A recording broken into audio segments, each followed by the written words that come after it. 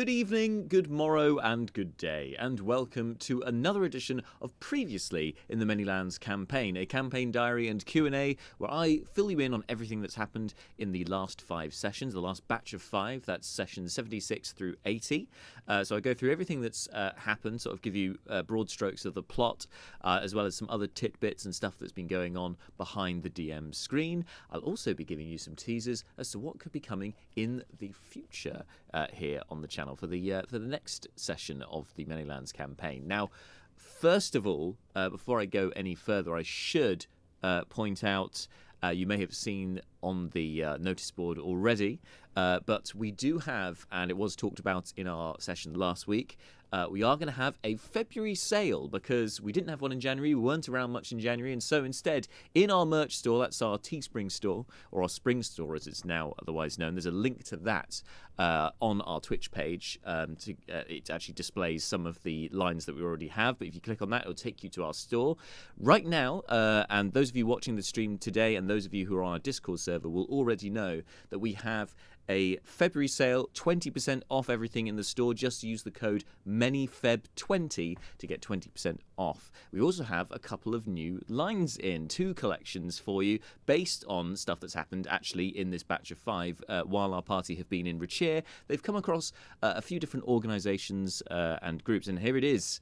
Get your dragon on, because I have 2 new lines for you. There's the Crafty collection with the Crafty crew, as it says underneath the symbol of the Crafty crew, as feared, revered, and scared throughout the Dragonborn Kingdom, which is a direct reference to some of the characters that came up in session 80, so we'll touch more on that later. And we also have our Black and Golds collection, which is named after the famous bank in the Gold District of the city of Herthir, which our party visited and have now opened up a bank account with, because they are so incredibly wealthy after winning a lot by betting on themselves to win in the trial of the 7 deaths, that they now need somewhere to put all of their vast amounts of wealth. And so Black and Golds was there to serve. And so we have the Black and Golds collection for the discerning Dragonborn available now. Both of those collections in our merch store. Go check those out for yourself. They're on not only on T-shirts, on others, clothing and apparel. There's I think pencil cases or pouches. There's other accessories which you can also have in these collections.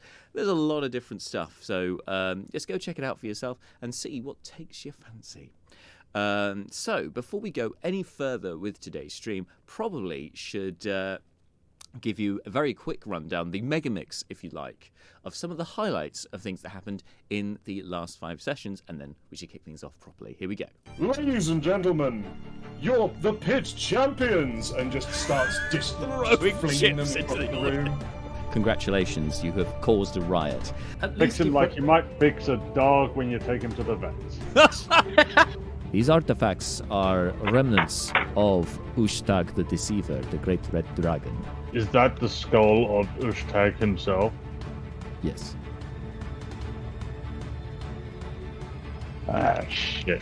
Something practical. I may have just the thing. Okay. You're right there. Yeah, it's so great. I love it. You are the one who is in peril. The trench coat bursts open and 3 kobolds spring into life. Yep, James absolutely 1,000,000% called it. So there's a little taster of everything that happened in the last 5 sessions, but now we'll get into a bit more detail about it as we're now into the evening. I've gone for the moody evening lighting today. I hope you enjoy.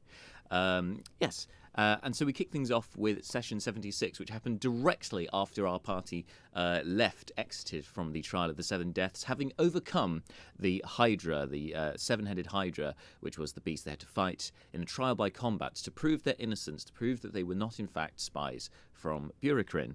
They were greeted by the commander of the Enforcers, Rashir's secret police, known as Commander Balthazar Bolt, who introduced himself very quickly to the party before scuttering off, as it turned out royal guards were on their way to escort the party back to the palace. noting to them, of course, that he would speak to them later and hoped to meet with them later, although this proved more difficult than perhaps it would appear because our party kept forgetting about it, to be honest, doing other things. Anyway, they were ushered back to the palace, where they were hailed as pit champions by the king himself. He gave a speech. Very rare for the king to appear outside of the palace at all these days, because since the assassination attempt against him that left his wife, the queen, and his son, the prince, dead, as well as one of the captains of the royal guards, he's been very cautious and paranoid, and security's been very tight.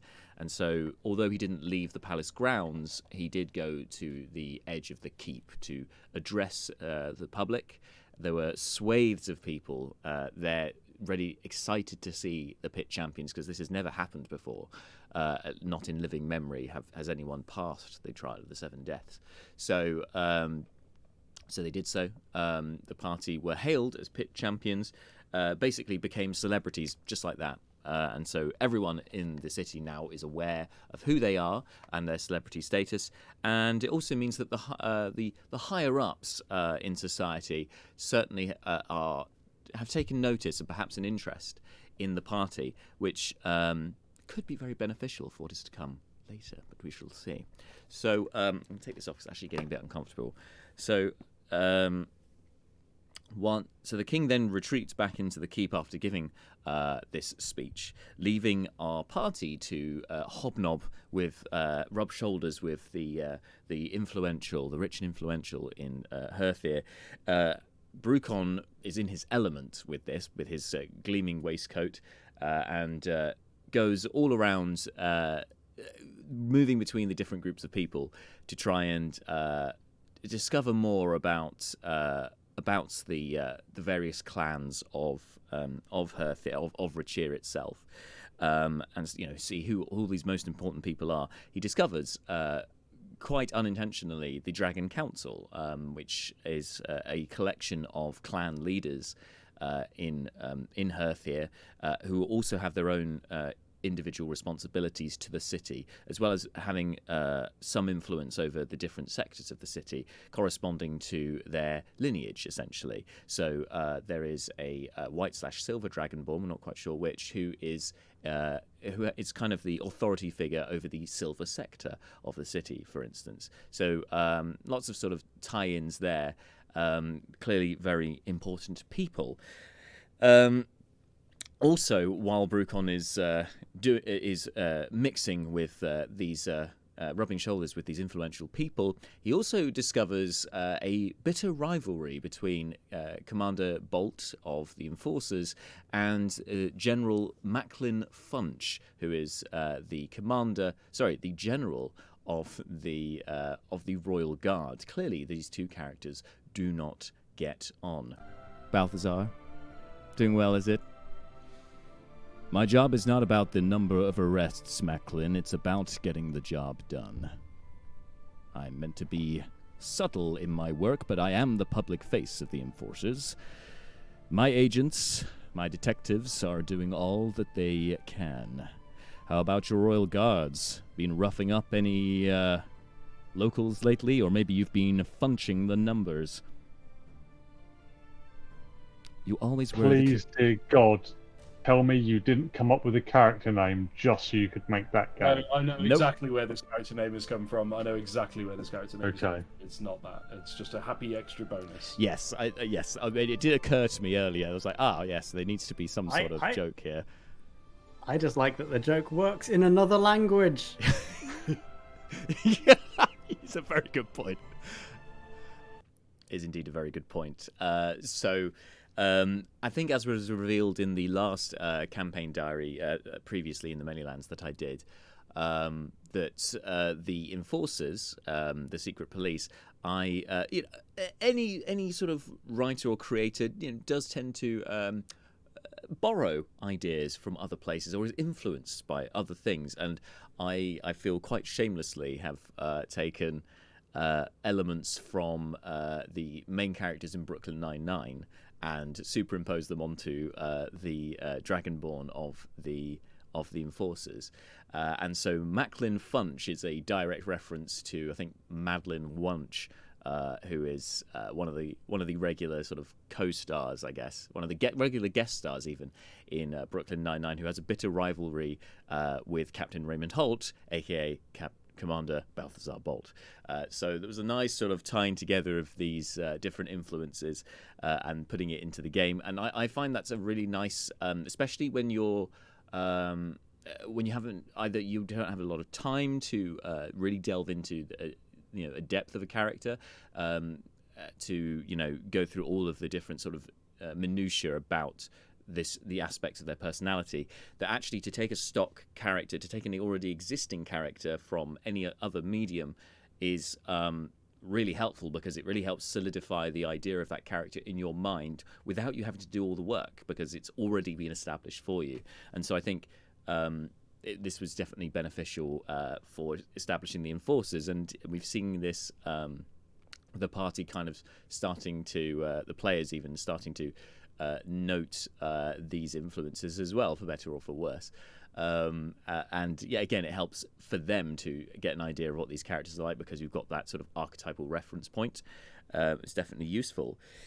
So after witnessing this little back and forth between them, and the pun was on the fly, by the way. I didn't pre-plan that at all, but I knew I wanted to have some funch puns, like wunch rhymed with lunch. I wanted to have something like that in there, bit of comedy. That aside, there's not a lot more information that Brucon can gather at this time. He is approached by various clan leaders who have taken an interest in the Pit Champions, and why wouldn't they? He also fails to have that sort of secret meeting with Balthazar Bolt, who then instead advises that the party could meet him at his office, which is a bit more of a discreet location in another part of the city, and gives instructions on how to find it. With that, they part ways, and instead the party, with not a lot else to do for that day, decide, there's already a celebration announced that's going to take place for the Pit Champions at Caladan's casino in the blue sector. Caladan Lambold, the owner of the casino, the most influential person in the blue sector, and also a little bit of a rival of the party. They're not sure how they feel about him at all. He's the self-styled richest dragonborn in the kingdom. So you can see already that it's a little bit dubious company. But they did go to his casino before the trial and bet on themselves to succeed without any casualties in the trial of the 7 deaths, which they were successful in. And so from doing that, they have won big, because there were 50-1 odds on them not succeeding, which means that the entire party has walked away, or is going to cash in, if you like, to try and make themselves awfully rich. From the notes I have here, Seth was going to walk away with 35,000 gold pieces. Brucon and Leo, 25,000 gold pieces. Brina had bet 10,000 gold pieces, and Malar and Neris 5,000 gold pieces. So a lot of money to be made by them going over to Caladan's, and seeing as there's a celebration there anyway, they thought, why not? Getting their winnings proved not as easy as it may have you may have thought, because Caladan, being the crafty bugger that he is, then noted that they had gambled in their own Burrican currency, which isn't particularly useful in the Dragonborn Kingdom, where instead of using Burrican pieces, they use Rachiri dragons. So there's also an exchange rate to be had. So if they did want to have their money, their winnings given to them in Rachiri dragons, then they would incur the exchange rate, the exchange fee, should I say, the transaction fee for converting the currency. Which, of course, Caladan was going to heavily mark up for doing that. But he did offer them the alternative, and that is no transaction fee at all if they convert, if they are instead given chips instead of actual currency, bearing in mind that these poker chips can only be used in Caladan's casino. They can, of course, then be traded afterwards at the croupier's desk. They can be converted into their winnings in Rachiri dragons, and so that would circumvent the exchange rate fee. that was the offer that was given. The party, each member of the party had a different approach, which is a nightmare for me as a DM to try and keep track of, but we somehow muddled through because it was my fault for putting the exchange rate in anyway. That was completely something I will never do again in a D&D campaign because it's a lot more work than is worth. I think it's perfectly fine to have a different currency and have different names like that. I think that makes sense, but to actually have a conversion rate where it's slightly different gets very messy very quickly, and so I've learned from my mistakes from doing that. So potential DMs, it sounds like a great idea, but it's not. Don't do it. Don't put in your own economies in the different worlds. It would just get confusing. If you stick to the ones that are already sort of established in 5e, so your copper pieces, your silver pieces, gold, platinum, and then electrum pieces, which are somewhere between silver and gold. Just use those, and you can probably use the electrum pieces as that kind of differential currency, or something that's worth the same. You don't have to. They could be different names. By all means, but they should be worth like pretty much the same. Otherwise, it gets incredibly confusing, as it has done for me. So anyway, once the party had got either their chips or their winnings in Rachiri Dragons, or back in their own currency in some cases, it seemed Brucon and Seth were the only ones keen to take up on the chips offer, and so to cause a bit of a distraction, because I think they were planning on either stealing something or doing something nefarious with Caladan while he was in his office. To cause a distraction, Brucon throws his chips into the crowd, and, well, this happens. They do. Brucon, I'm assuming they will have grabbed like at least a handful of money. Let's say, no, in fact, yeah, let's say all of the bronze dragons that he got. Oh, the chips. The chips, yeah. And just goes, "Ladies and gentlemen, you're the pit champions," and just starts Throwing flinging chips them into across the the room. Amazing. There's a scrabble as some of them are just trying to grab chips. You can see those down on their luck are trying to beat up others to try and grab what they can from the floor. It's pandemonium down below. Congratulations, you have caused a riot. And so part of the reason for them doing this was to cause a commotion and distraction for Caladan, so that Seth, whilst invisible, could then, I think, enter and take the winnings from Caladan, or get a look at other stuff on his desk. I don't really have much written on this, other than they tried to deceive Caladan with an invisible Seth, but it doesn't work because Caladan is adamant that he was not going to give the money over for. He's only going to give money over for the individual if they're actually present, and if Seth's invisible, then and he's not aware that he's there, then he's not there. So why would he give the money over? So that kind of foils that plan pretty quickly. Also, he points out that Seth had in the contract that was signed for their original wager, that Seth had only put Seth, and his actual name was Kosef, and so little sort of. Little bits of paperwork, little admin errors like that, Caladan was trying to make full advantage of for his benefit. Eventually, the party do come to some kind of agreement and with him, and so get their winnings in whatever form they take.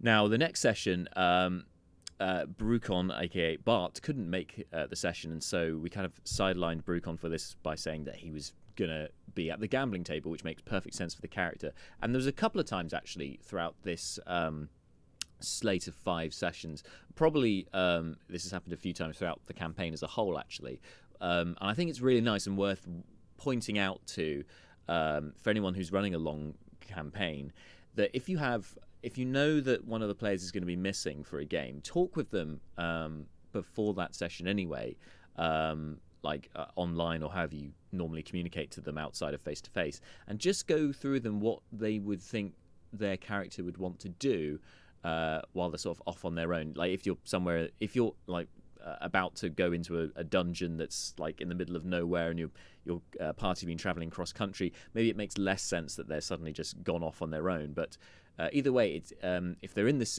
especially if they're in the city or they're near to some kind of large conurbation that can accommodate them just wandering off, or any other setting that accommodates them wandering off and doing their own thing, have a discussion with that player and see what that character would get up to, because it makes some really fun moments for when they come back that we can then work out, whether what they did was a success or a failure, whatever else. I think in the Dungeon Master's Guide, possibly in Xanathar's Guide to Everything, there's some notes on downtime activities, and these can be a good source of inspiration for somebody if you know that their character's going to be away for a few sessions. This can be a good way of kind of feeling like that character is still part of the world and still getting on and doing things, and can contribute something and won't feel like they've been left too far behind when they rejoin the party, because they may come with more information or other experiences. And so in Brucon's case, we got to get him at the gambling table, which is a vice of that character anyway, so it makes total sense. But then to also, the next time he came back, which I think was session 78, he only missed the one session, but to then have at the beginning of the session a little bit of time with that one character to get to find out how they did at the table, and so how much better off or worse off they were when they rejoined the party later on. These can be really nice moments as well, because you're focusing on that one character for a while, and there's some temptation in an almost meta sense, and sometimes not in a meta sense, but it can occur in a meta sense where the group just want to stick together and move as a unit everywhere, rather than they might have personal goals and other things that they may want to do on their own and branch off, because sort of the meta argument would be like, well, we're safer if we're together, because if combat happens, you've got all your friends around you, so you're going to be a lot better in a fight than you are when you're on your lonesome, you're isolated, and the rest of it. So that's the kind of meta approach to it. But I would say that if they, aside from the meta reasons for sticking as a group, maybe the group are very close to in a new city, they're not sure about anyone else, and so would rather stick with people that they know. That makes sense too. That's equally that makes sense. But it is really nice to have these spotlighted moments, these complete pulling focus onto one character, so that we learn a bit more about how they behave, what they get up to. It just adds to the whole experience of the show. In the same way as if you watch a TV series, like a sitcom or whatever else, a drama, or anyway, whatever the genre, when we have these character moments focusing on one character in particular and something that they're going through, it works in the same way in D&D, that we kind of have this focus and we kind of spend some time with that other character and get to know them better. So those are really nice moments. So I would say if you know somebody's going to be missing from a session, don't gloss over it. There's an opportunity there to add more to the game as a whole, and for that player to feel a sense of immersion in that world as well, even when they're not there. So if you can, take full advantage of that and give them something to do, their character to do, and maybe roles sort of outside of session, that kind of thing, if there's any sort of dice rolling involved. It's just a really nice addition to the game, I would say. So anyway, the group leave Brucon to gamble, whilst they need to find a bed for the night, which was the name of the session, as it turned out. They decided that they were, despite the offer from the king for them to stay as guests at the palace, they decided they didn't want to stay at the palace due to its anti-magic field, which meant that they wouldn't be able to cast any of their spells. Also means other people couldn't cast spells like teleportation or whatever to get into the palace and be around the party, so friend or foe. So there's a good and bad on both sides as to staying in the palace, but the party decided that they'd rather have their own place to stay. And so being new to the city, it proved a bit problematic to find out where would be good to go. To start off proceedings, they have a word with the croupier as they get their winnings back, get their money, get their chips cashed out, and so on. The croupier proves to be not very helpful at first, until Neris decides to use her ring of conviction to try and intimidate the guards and the croupier, and she's known to have a propensity for fire and intimidation, and in fact does roll a natural 20, and it goes down like this. Okay, Like, this is where I'm going to roll a 20. And then when it actually matters, I'm going to roll a 1 and just know it. Yeah. That is it is the life. All right, so you give them the stink eye, and your red eyes go little orange, a flicker of flame in them. And you see them kind of, you see them literally as they're whispering to each other, looking over at Seth. One of them just kind of looks up at you and shudders. And then the second of them, the one that wasn't talking to Seth, that Seth didn't speak to originally, then kind of composes himself, nods to Neris, and then moves over to Seth, and you see the largest grin appear on his face. Hello! Yes! How can I help you? We're looking for accommodation for high rollers around here. Is there anything close?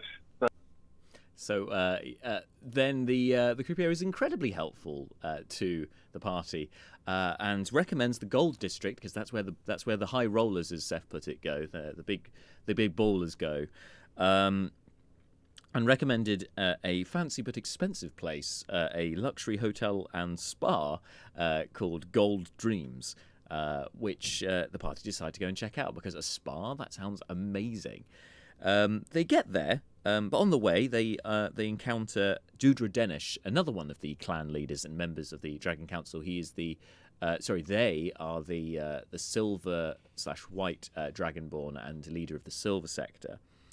Along with some of their entourage, who Dudra invites the party to purchase tickets to board their new luxury liner for its maiden voyage. Pleasure cruiser, should I say, called Seafoam.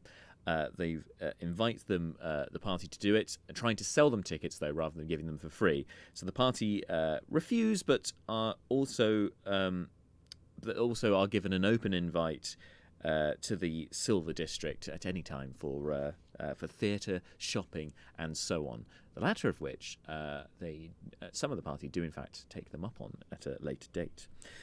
They get to Gold Dreams and find out that it is incredibly expensive, even for them. Like, they would end up using a lot of their newfound wealth very quickly, although the spa treatments are quite tempting, and I imagine at some point they may well go back and get a spa treatment, and that should be interesting. We'll see what's lurking in the spa. Could there be some interesting characters to rub shoulders with? I probably wouldn't rub anyone's shoulders while you're inside whilst you're inside a spa. That might give the wrong idea. But anyway, something to think about for later. So they decide to move on and look for somewhere else, but they are recommended the bank, Black and Gold, which I mentioned earlier because of our new merchandise collection, Black and Golds. But they're recommended to go to this bank to try and deposit some of their money because they've got a lot to be carrying around, and pickpockets are rife in the city, particularly kobolds, members of the Crafty Crew, a gang of kobolds who like to pickpocket, steal, and otherwise are light-fingered, shall we say. So not a great bunch to fall afoul of. So they go to Black and Golds and discover that it's actually the banker behind the counter at the bank is none other than a dwarf, which they were not expecting at all, because the Dragonborn Kingdom is surprisingly full of Dragonborn, kobolds, and lizard folk. These kind of reptilian-esque creatures. They don't seem to have many of the bureaucran kind, dwarves, humans, and so on. And so this was a bit of a surprise. The building that Black and Golds was in is famed for being the site of the where the dragons of old would store their own treasure hoards. That entire building was dedicated to holding gold, essentially, and treasure. But in its modern usage, all of the gold is stored securely underground. They have not been told exactly how this is achieved, but there is there are certain magical properties, shall we say, some magical locks. There are some, for those of you familiar with D&D 5e, there are some secret chests and so on that go to other planes of existences with people's money in and so on. There's a number of ways to store things securely, and that all comes at a price. But given how the party are so famous now in Richir and in the capital Herthir, the dwarf Herald encourages them to open an account and offers them an exclusive discount on doing so, because it would be of benefit to Black and Golds as much as it would be to the party for them to be patrons. So he instead notes that one of the various benefits of opening a bank account is that they can enjoy the members' exchange rate, which essentially negates any sort of exchange rate penalty from converting their currency from Burikrin gold pieces to over to Richiri crowns. Hello, should be studying. Oh, hey, positive vibes right back at you. Thanks for tuning in. So I'm just catching up on everything that's been happening so far in the last 5 sessions, in case you missed anything, and also giving you some tidbits and stuff that you may not have picked up on the stream. Anyway, so the party realise again that they cannot exchange chips here. The chips will have to be exchanged at Caladan's casino. It's not legal tender, so that's what needs to be done there. Herald also is a fountain of information and tells them about the Kobold Kingdom, which is a rumoured place. Supposedly it's a collection of kobolds operating in the sewers underneath the city. Most of the pickpockets apparently work for this Kobold Kingdom, including the crafty crew, who we will talk more of later.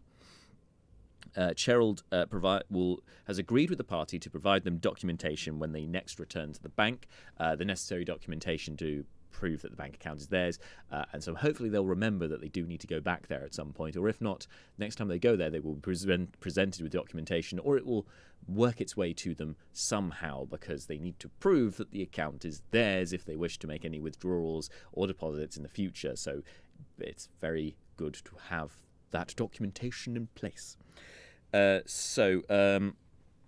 They then ask Herald, as this fountain of information, where they could stay for the night, and he recommends an inn in the bronze sector, because the bronze sector, a lot more industrious, a lot cheaper, notably, than the gold sector, but still a place that will be relatively comfortable for the party, and rather than the sort of the rougher sides of town, such as the dock sector. So he recommends an inn in the bronze sector called Bronzalurgy. Yes, I came up with that on the spot. It's like metallurgy or metallurgy, however you want to say it. But specifically for bronze, because bronze is a really big deal in Richir. For the Dragonborn years ago discovered how to manifest magical properties in bronze, so how to extract how to use the potential of bronze to make magic items and so on. And so hence the Royal Guard all have bronze armor, and there are some bronze weapons and the like. Bronze is a really big deal in Richir, more so even than gold, aside from the gold dragons, of course. So it's much cheaper, more workmen, industry, etc. Also gets you a taste of the local culture in Richir with their spicy dishes and drinks. They head on over there without much other discussion, and finally gets their room for the night, which only costs a bronze dragon each. Which at this point they could buy the whole place for months. They that much dough have they gotten over their winnings. And they get to sample some of this local cuisine. They sample cinnamon surprise, which is a spicy shot, a bit like Fireball in real life, if you've ever had that before, which most of the party have, except for Malar, who decides to go for water as the generally sort of damp script that he is. That's the kind of thing he would go for.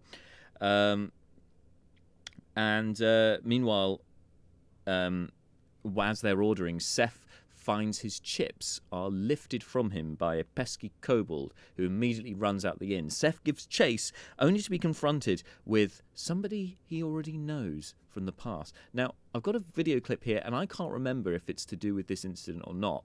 So I'm going to give you a bit more description and then play the video and hope it's in the right bit, but we'll see.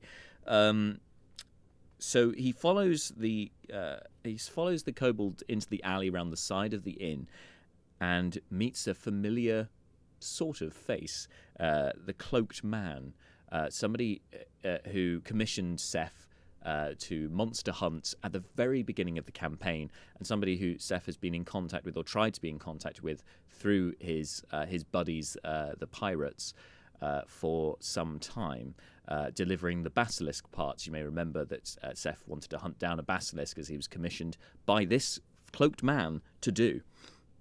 Upon meeting the Cloaked Man, Seth is then teleported away by Dimension Door by the Cloaked Man before Neris can round the corner and get to them. Neris comes round the corner and finds the kobold there by himself and Seth missing. I think she just saw the tail end, of the portal, and so is a little bit suspicious, but reports back to the party, which before anyone can get too excited about, Brina, obviously still being around the party at this time, observes from the description that the spell, if it's a teleportation spell, the creature Seth must have been willing. He wouldn't have gone there against his will, so everything should be fine. Which kind of undermines what Seth was going for, because he was hoping to say he was abducted or something when he returns to explain his absence. Anyway, I've got one more clip from this session, and I can't remember exactly what it is, so here we go. I dare say he'll be fine, and if he's not, well, I guess I'll have to fix him. Fix him real good. Fix him like you might fix a dog when you take him to the vet.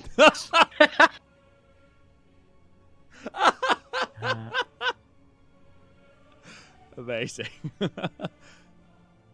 I'll say at least. Hello. So that was it. There we go. So I did get it in the right place. So yes, Malar's response to Seth going missing, but clearly, if he's willing, I'm sure he'll be fine. And he just assumes that Seth's knocking boots with somebody, which I just think is, and he even says that term in the next session. I just thought it was hilarious. So anyway, we begin the next session and we find out about what Seth's discussing with this Cloaked Man. He delivers the basilisk egg, which Seth has been carrying for a long time now, to the Cloaked Man, and also has a Hydra head, which he had taken from the corpse of the Seven Deaths trial, and so exchanges those for money, potions, provisions, and other useful equipment. The Cloaked Man then also gives Seth his next mission. And this was a really interesting session. 78 had a lot of tie-ins, had a lot of lore, and a lot of exciting stuff. So pay attention.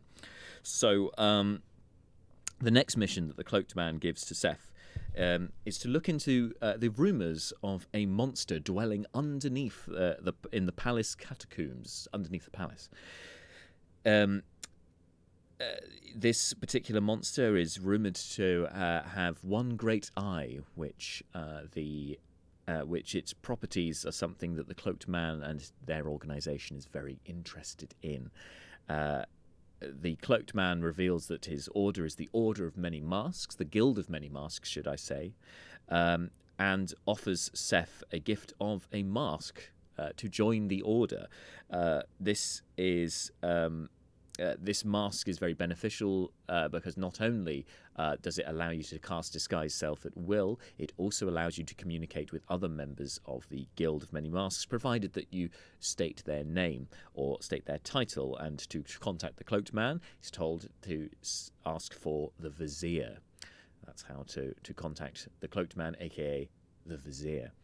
But this mask that is being gifted to Seth is currently in possession of Leobrin, because it was in fact one of the Guild of the Many Masks assassins who was killed way back when at Rackfell Manor, where the party found that people were being turned into werewolves. So it was a guild member who was behind that plot, but had obviously been commissioned to do so because the guild are a group of assassins and they work for whoever pays for them to do what they do. So this is all all tying in together. It's really rewarding as a DM when you get these nice callbacks to things that have happened earlier in the campaign and watch different plot lines just start to intertwine. It's a really, really rewarding moment when that happens and when we pull it off. So it was a hilarious moment actually hearing this discussion take place, because you had, although Leobrin wasn't present for the conversation, you have Marshall, who plays Leobrin, hearing everything and pulling some extraordinarily outraged faces, and so much so I had to clip it, so here it is. Unfortunately, they were killed by your group, and they had a mask. The guy with the double-headed dog. Yes, the very same. He had a mask, as all our agents do. The Gilded Vizard. I believe that your group are still in possession of this item. It is yours to do with. Yes, our warlock has that. You can use this item. With that mask, I can contact you? You can contact me directly, yes. You just speak into the mask and ask for the Vizier. Excellent to know. This is quite literally, Marshall, I think he wrote in the chat, "You son of a bitch." Like, what have you done? You're taking my things away from me. That's mine. But, that's how the guild works. They know a lot. They see a lot. And speaking of seeing, Leobrin's also being spied on quite a lot recently, which I'm not sure I kept note of here, but somebody appears to be scrying on him repeatedly, and it's only through Seth's use of detect magic that he's actually observing the sensor currently, but still no clues as to who could be spying on them yet. Perhaps it is the Guild of Many Masks. Who knows? We also catch up with Brucon, as I said, because he's back for this session, and in his gambling he had acquired some wins, acquired some losses. We did some rolls at the beginning of the session to figure out how well or how badly he did, but it also gave the opportunity for Bart to have some really nice role-playing moments when he drunkenly continues gambling and then staggers back to... He gets a message received through the sending spell, through Leobrin's book, to inform Brucon where the party is staying. He toddles over to Bronzalurgy, orders like one of the most expensive bottles you got, and then passes out in his room. It was a fun moment. One last thing with the cloaked man before I move on, because for some reason I put it in a separate point, but he states to Seth that his people have been keeping an eye not only on Seth, but on Seth's cousin Cassandra, who dwells back in the islands, the Pirate Isles, where Seth had came from. I think it was... I've got a poster on my wall, that's what I'm looking at. I think he's from the islander Arister, I believe. But his cousin Cassandra's there, who's training up with the militia there, rather than following the life of piracy as Seth has done.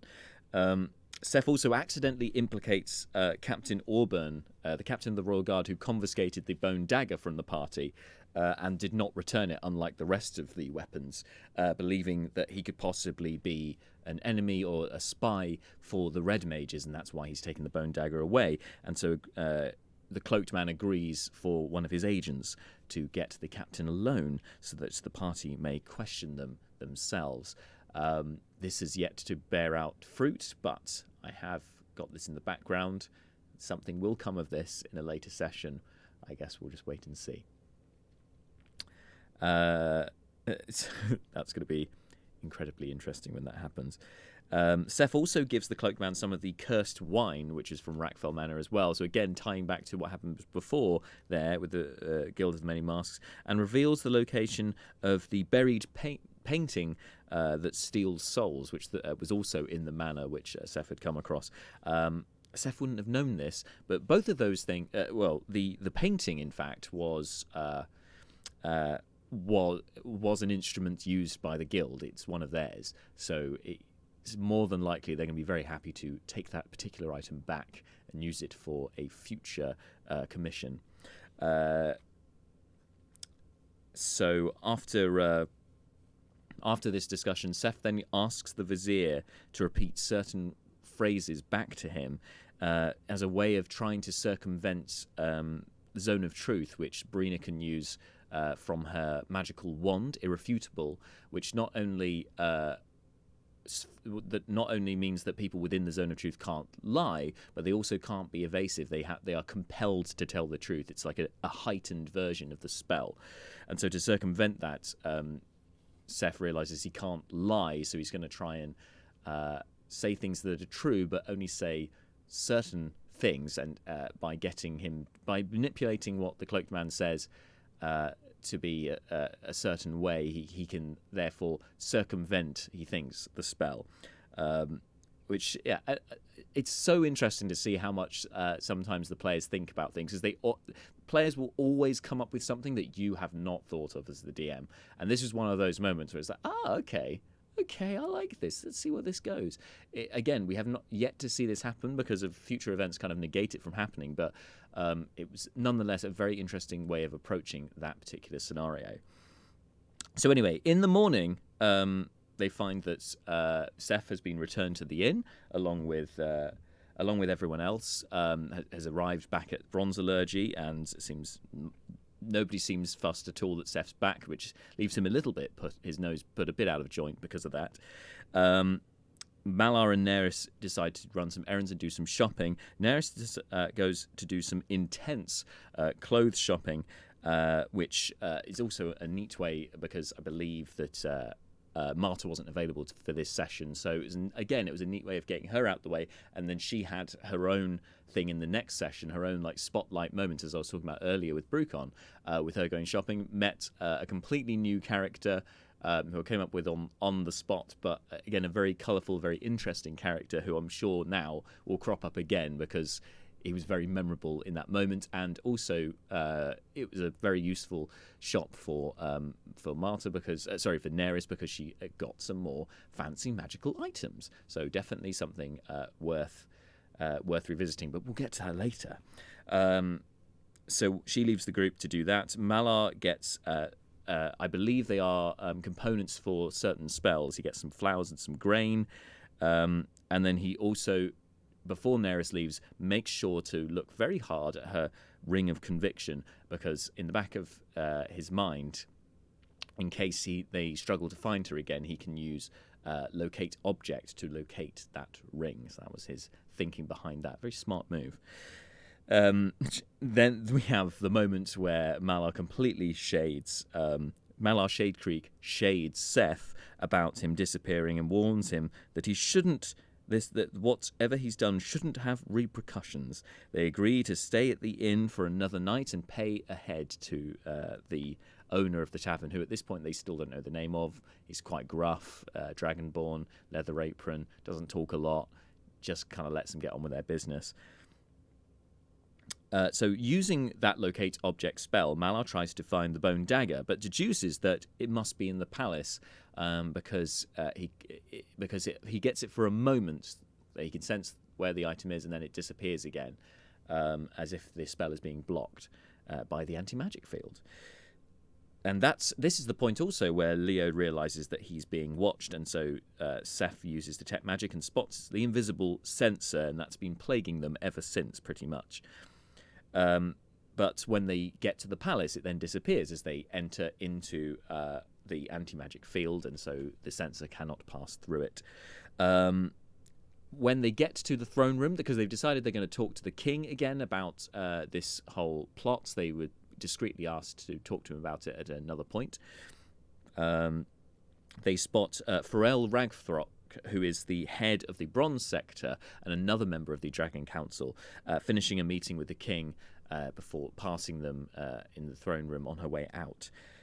she asks the party if they'll perhaps join her in her soup kitchen that evening to discuss matters further and see how they can better the kingdom with their she can better the kingdom with their help. She then leaves, followed by the advisor, who always leaves the room when the king wants to say something discreet to make sure that nobody else enters the room.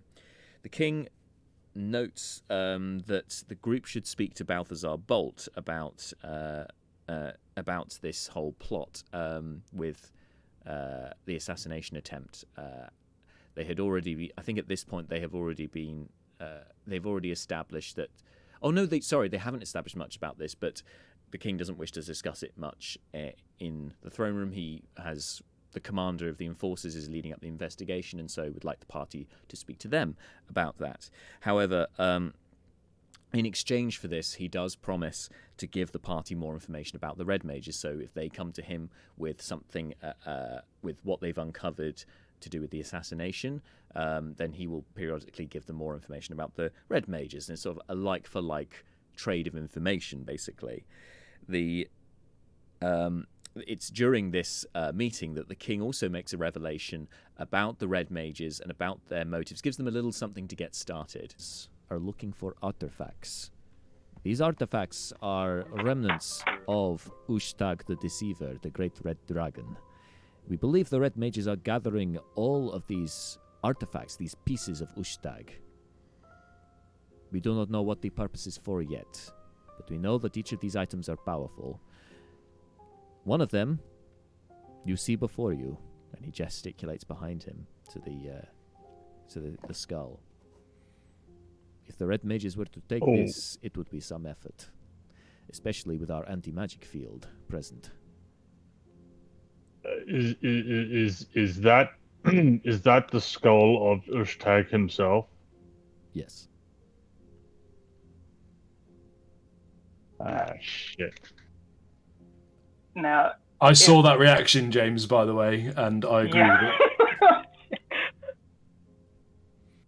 So this was a lovely sort of meta moment for many reasons. First of which was the party, the players were aware that, as James was aware with Seth, that he's being commissioned to by the Cloaked Man to hunt down this monster below the catacombs.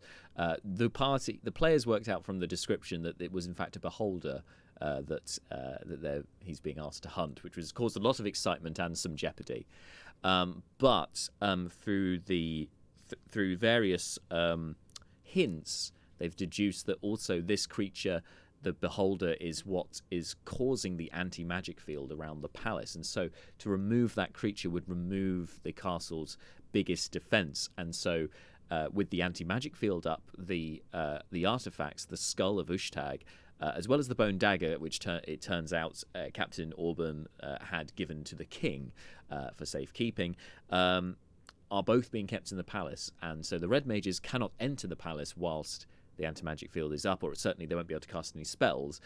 They won't be able to teleport in. It's going to be very difficult for them to be able to remove a massive dragon skull from the palace while that field is up.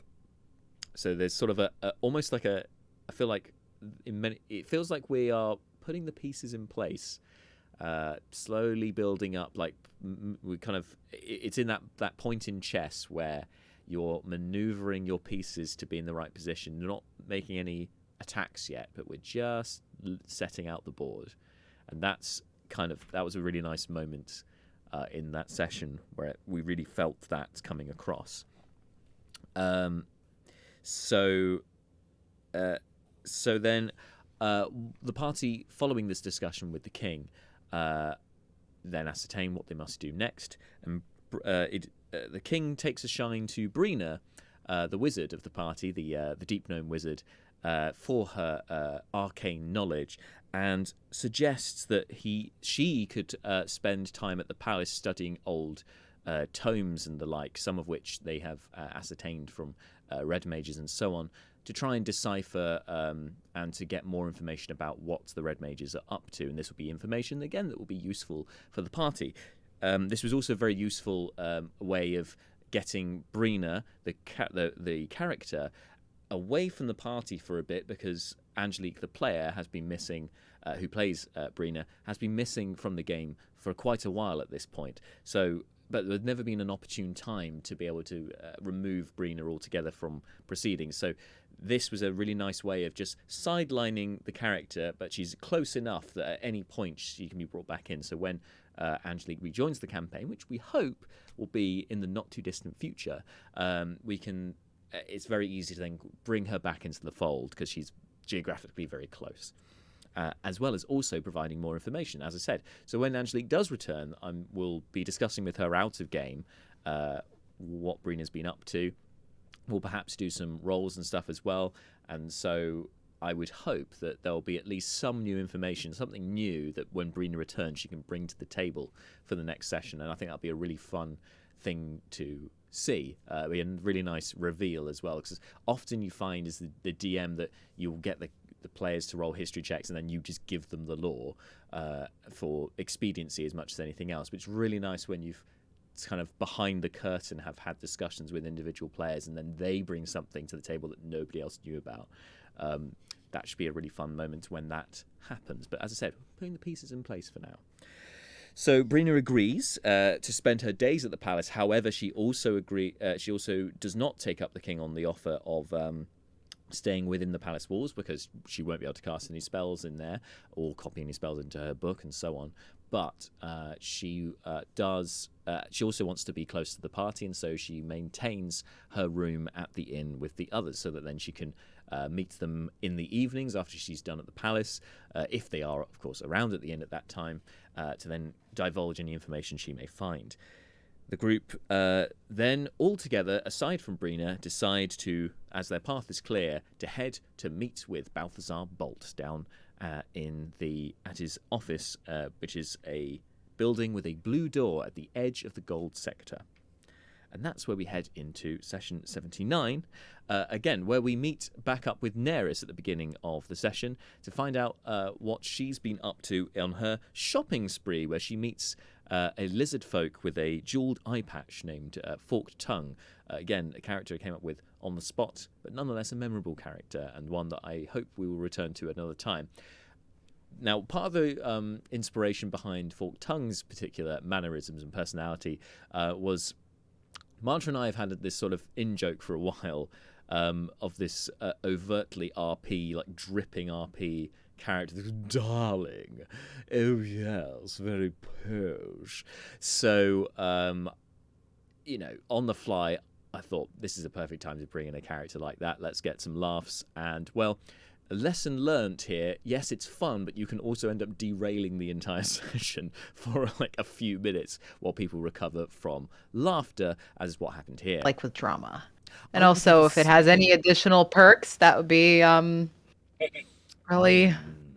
Perks, you say? Nothing but the best for one of the pit champions.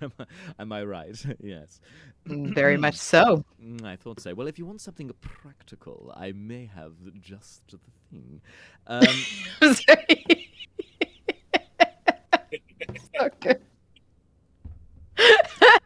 You're right there. Yeah, it's so great. I love it. Let's keep going. We can do this. I can keep do a this all straight day. face. This is. I find this all very encouraging. All right. Well, so as you can see, very distracting. Forked tongue can be very distracting. Yes, but very fun to play. Also, because Neris really has now established a taste for it, that she doesn't just shop for clothes, she shops for magical clothes. And so she walked away this time with a cloak of billowing, which is straight out of Xanathar's Guide to Everything, which is great because it's an existing item, nice and easy. But then I also decided on the fly to come up with some items as well, and so she was tempted by the Cape of Wrapping, which basically, I kind of styled it similar to the Rug of Smothering, in that it can grapple a creature and then it suffocates them at the same time. This cape when you throw it onto a target. So we haven't seen this in action so much in the campaign yet, but I'm sure there'll be a call for it. And unlike some magic items, this can be destroyed as well. It can be burnt up. It can be ripped apart. So it will eventually fix itself, but the fact that it's destructible, I think, will add to the jeopardy of whether you use it or not, and also mean that it's not entirely reliable for locking down enemies, because Neris also has another item that is specifically built for that purpose, the Graphite Slate, which you can use to essentially immobilize one creature by strapping them to the bed to the slate, in the same way as I kind of envisage it kind of similar to in Star Wars when Han Solo is frozen in carbonite, and you've got that big sort of he's on that carbonite on this I don't know what I'm trying to say here, but when you see his body inside the carbonite floating and being pushed inside Boba Fett's ship, which I believe is called Slave One. Yeah, I know, nerdy, right? But you're welcome. I kind of drew some inspiration from that. So just basically, this slate can effectively have tendrils that come out and then lock you to the table, effectively removing one character. Basically, a bounty hunter's dream was the idea behind that. So now she has two ways of locking down individual. Oh god, she has a third one actually. So Neris has three different control magic items, because she has those two. Plus, she also has the bow of binding, I think it's called, which basically is a short bow that gives you the ability to cast the ensnaring strike spell, which is usually only a ranger spell, but it can be very effective for restraining creatures.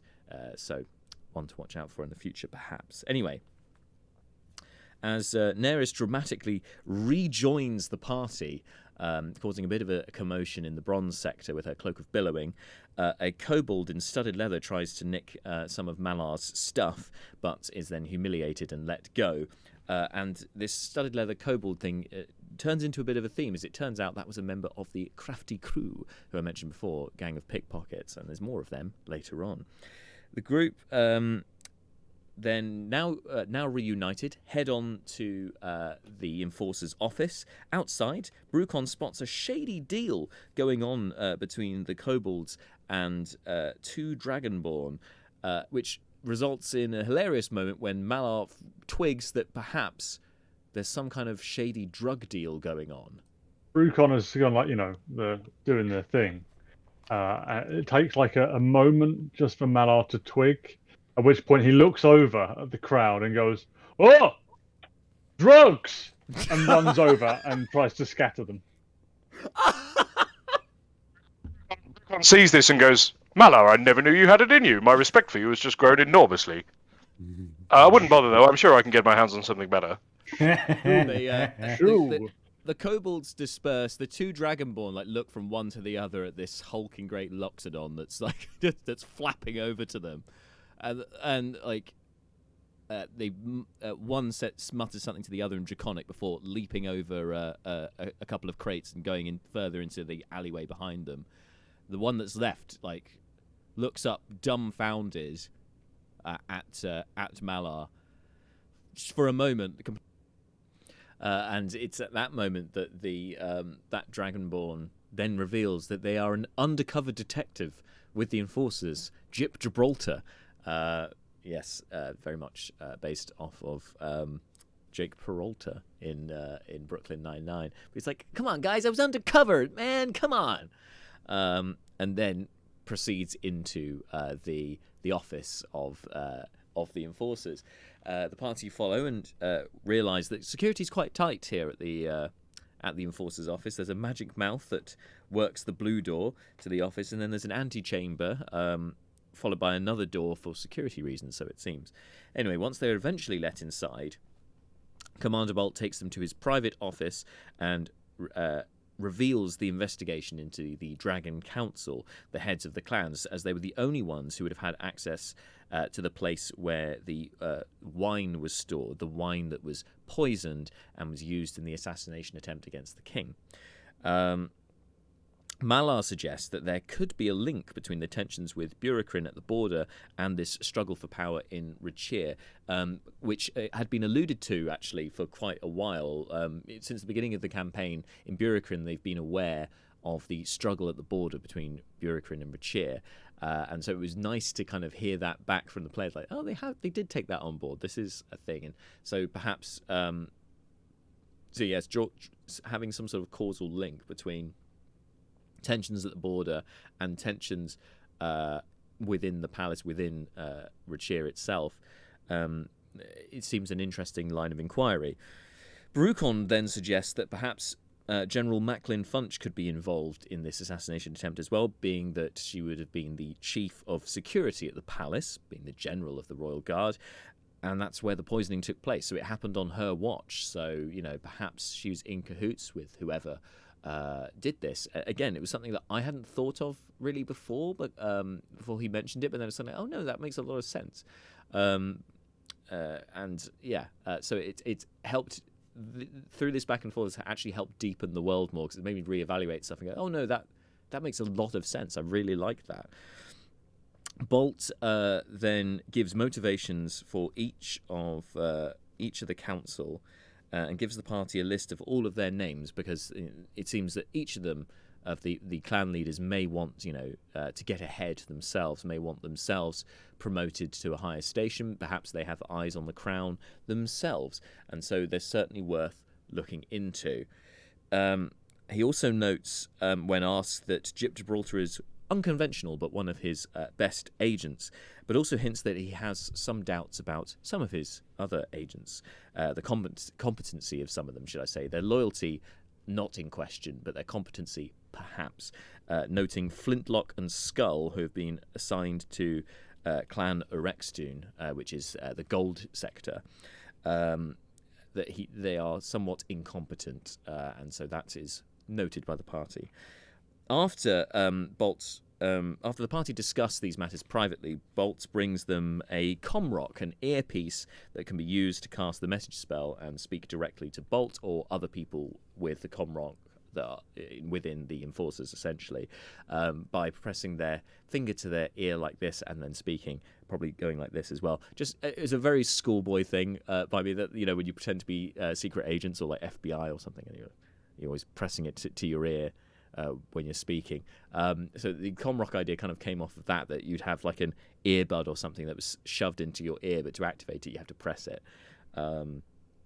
Just a fun little thing there, but also a practically useful item that they'll then not have to keep coming back to the office to talk to Commander Bolt. They can just radio him, essentially. And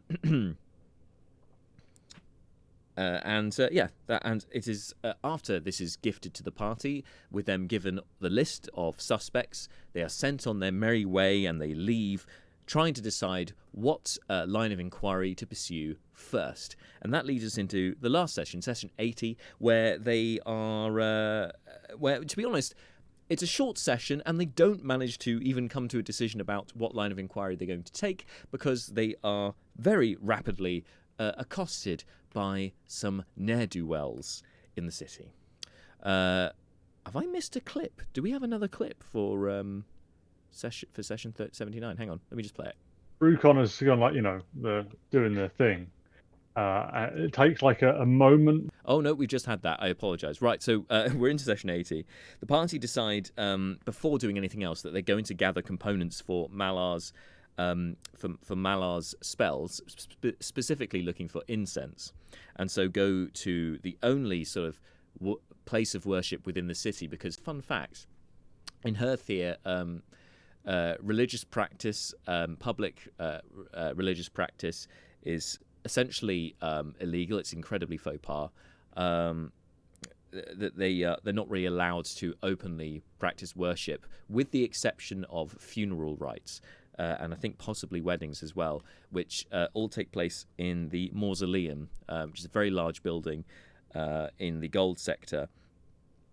Yes, open worship has kind of been prohibited, except for funerals and weddings. Open worship of the seven, because in Rachir they follow the seven dragon gods, which were the original dragons who supposedly carved out the Manylands into the various domains that that we enjoy today. These seven dragons also brought Dragonborn into existence, and they were the first peoples in the Manylands before even the other peoples, before the first humans appeared, and so on. So the dragons are very much revered as gods, and so that's where they are supposedly, upon death, then rose to godhood, and so have been worshipped since then. But each of the clans, supposedly, so you've noticed there's a bit of a theme here, that there are the different clans, the different districts, and there's also the different gods. So going back to the example of Dudra Denish, they're the leader of the Clan Denish, who are the who are essentially in charge of the silver sector of the city. They also believe that they are descendants from the white/silver dragon, who I believe is called Ricklaw, the White Storm. So each of the clans also kind of holds one of the dragon gods above the others, believing that they're descended directly from that dragon. So a lot of tying in together, but this has caused a lot of tensions between the clans over the centuries. Yeah, by sort of religious war, oh, my dragon's bigger than your dragon, that kind of thing, and also fighting over territory. So it's religious principle, it's territory, and pretty much anything else you can fight over, the clans have fought over. But religion was highlighted as a big thing, and they're not to openly practice it anymore because it causes too much tension. If you imagine, in the same way as, I guess, between the Republic of Ireland and Northern Ireland, Catholicism and Protestantism, but anyway, between the Catholics and the Protestants, there was that kind of religious divide. The similar thing here in Rachir as well. And so, yeah, anyway, long story short, religious practice has been banned within the city. You're not allowed to openly do it. You may privately worship to your heart's content in your own homes, but not out in public, apart from performing funeral rites. That is the only thing that is allowed. And weddings.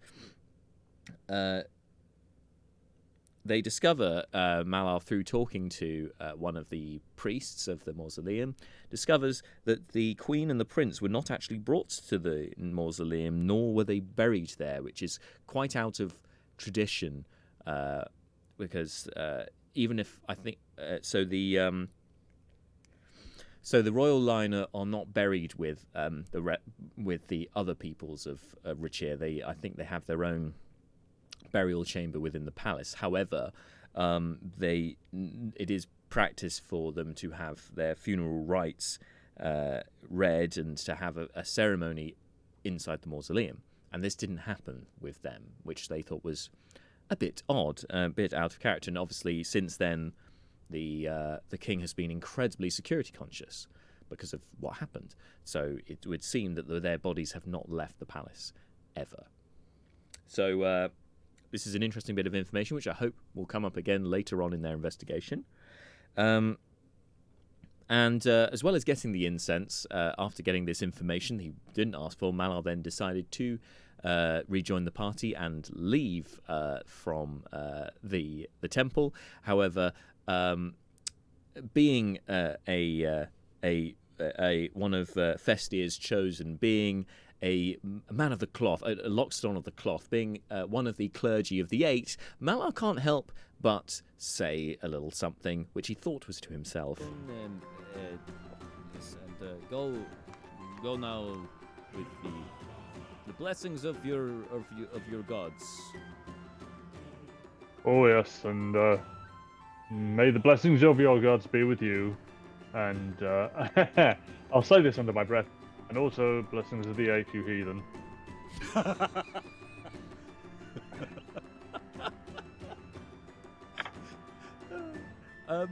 Because this is Malar, can you make a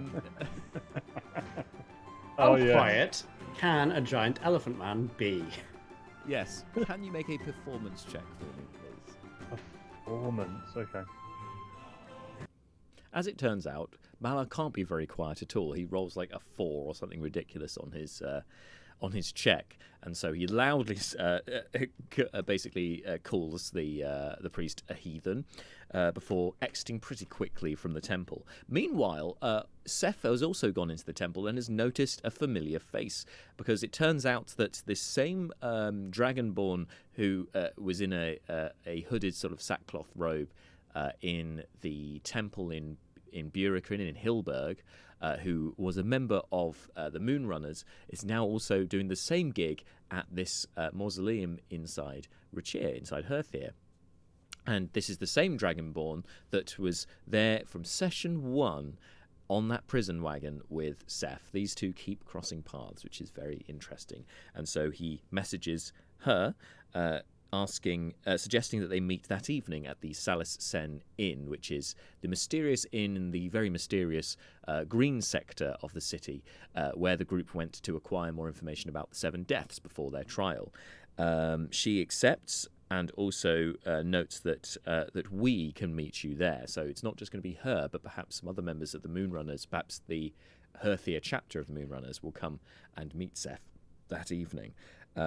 Since the Moonrunners owe them a favour anyway, she also reveals that it was that they were sent over the border to Herthir by Greenblade, the ranger who had helped the party on a couple of other adventures so far, and proved to be one instrumental in convincing the party to go over to Rachir, on the proviso that he could liaise with the Moonrunners and secure some kind of escape route should everything go south in Rachir, which is a great plan, and it was the kind of contingency that the party needed, really.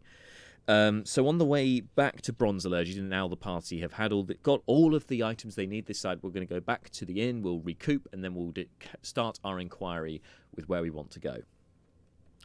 Probably going to this meeting with the Moonrunners is a good start to try and get some spies on their side to give them some information from the criminal underworld or whatever. But on the way back, they are accosted, as it turns out.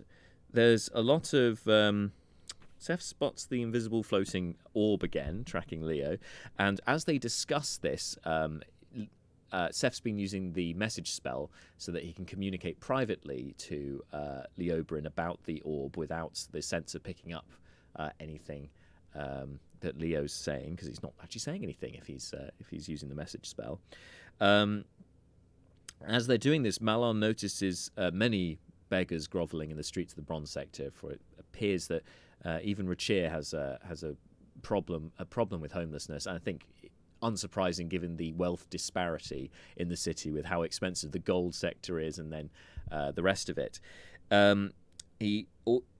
Out of these beggars, he notices quite a tall dragonborn figure in a hooded trench coat. But as it turns out, that's not in fact that's not that at all. In fact, it's this was our last session before Christmas, although we did have a Christmas special, but I'll talk about that later on. I wanted to give a little gift to the party and a little bit not a joke as such, but I had 3 characters in mind. I had 3 kobolds of the crafty crew that I wanted to introduce, and I was trying to work out how best to bring them in, and it occurred to me that ongoing joke about 3 kobolds in a trench coat, and so I thought, I can't pass up the opportunity here, this has to be done. And sure enough, within the trench coat were 3 kobolds, and it went down like this. They speak from left to right. The first one says, "I am Komodo of the crafty crew, feared throughout the Dragonborn kingdom." The second one says, "I am Critter of the crafty crew, revered throughout the Dragonborn kingdom." And the third one, the one with the metal teeth, says, "And I am Kevin of the crafty crew, scared throughout the Dragonborn kingdom. Your money or your life, Deacon." And then they look up. To this? Yes, you can respond. They look up to you. What do you say? And it's at that point that Malar uses thaumaturgy to intimidate them, and it works very well. They immediately start cowering on the floor and take no part in the battle, the ambush that is to come. However, there are other kobolds who've been lurking on the rooftops adjoining the alleyway, and they throw down a trap. They throw down a load of barrels and such down onto Malar, including some oil. I think they set that on fire. All hell breaks loose, and the party have to scrabble to save Malar, but they do so, and in fact, doing some very boss monk stuff for Brucon, where he catapults himself onto the roof and starts beating the crap out of them. In the end, they come away from the battle with some dead kobolds of the crafty crew, and with 6 captives, 6 kobold captives, including one sort of shaman who had been casting some spells. In the end, they have the 6 prisoners. Some have broken ligaments from falling off the roof, but have then been healed by Malar and company.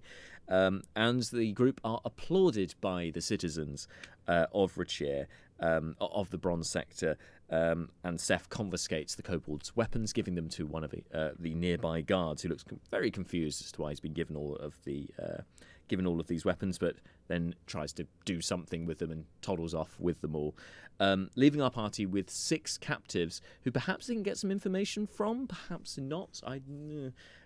You would find out, of course, in the next session, which happened last week. But that is for another previously in the Manylands, because we're not there yet. So as a bonus, we had a Christmas stream, a one-off, one-shot, a very Manylands Festimas, which we had a good friend of mine and extremely talented actor Ethan Lawrence on for guest starring, and we also had some of our regular players taking on different roles, and it was really fun because it's nice to have a festive themed game, but also a completely new characters, completely new plot. The characters, I have to say, the guys brought their A game. They really made that worthwhile. They made it so fun. But equally, peppered throughout that one-shot were tidbits nodding to the main campaign, before it was set in the same world.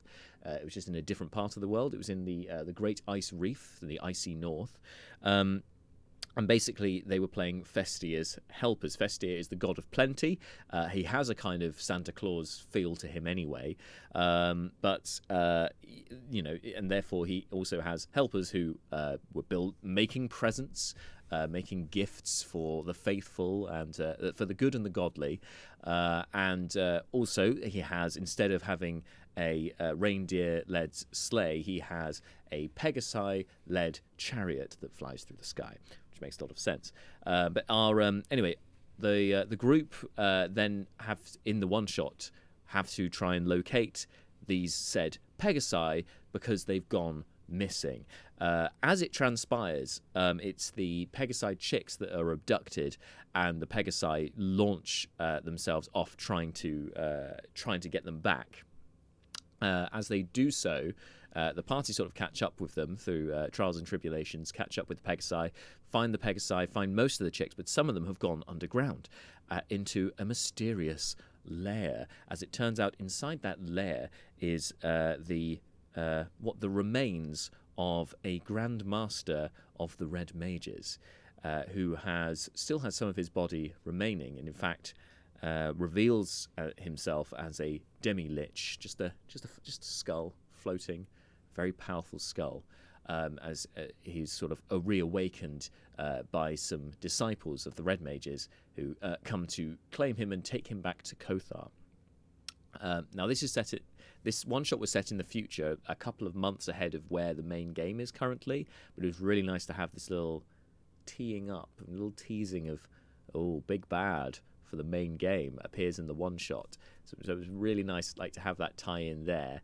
And I've now got to keep that in the back of my mind going forward to know that this is going to happen in the future, because the Red Mages, as has been foreshadowed, as has been hinted at many times, are the real threat in the Manylands, and so that will rear its head in due course. But for now, our party they want to get the Dragonborn on side, they want to get the King on side, and they need to find out, to do this, they need to find out who is behind this assassination attempt on the king. Who wants to dethrone? Who wants to run a coup against the king?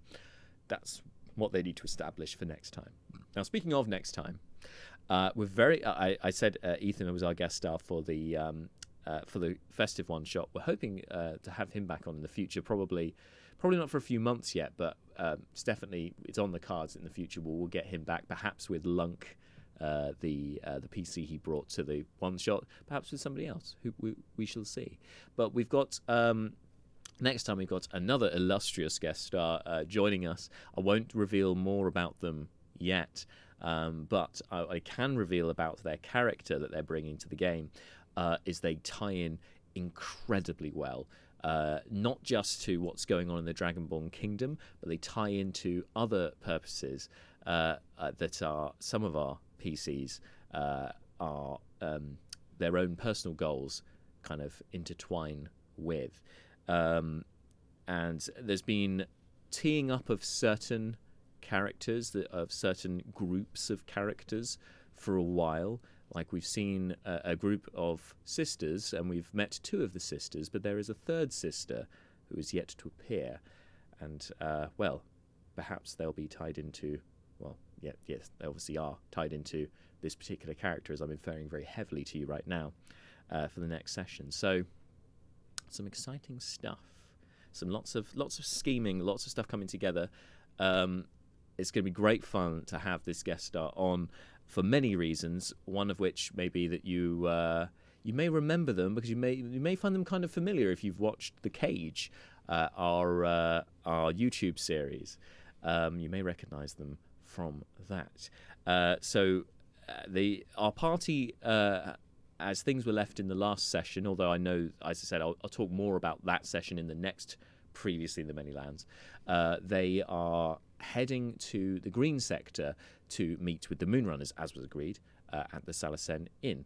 And they may just have an unexpected extra pair of eyes joining them on that endeavour. But more about that in our next session, which is at our new time, Wednesdays now at 7 p.m. So Wednesday, 7 p.m., that's Wednesday the 2nd of February, will be our first Wednesday session. I hope you can join us for that, where we continue the campaign with our new guest star, and the plot will thicken indeed. So make sure you don't miss that. That's Wednesday the 2nd of February, 7 p.m. GMT, right here on Slice and Dice. Thank you so much for tuning in, and until next time, stay safe. Bye.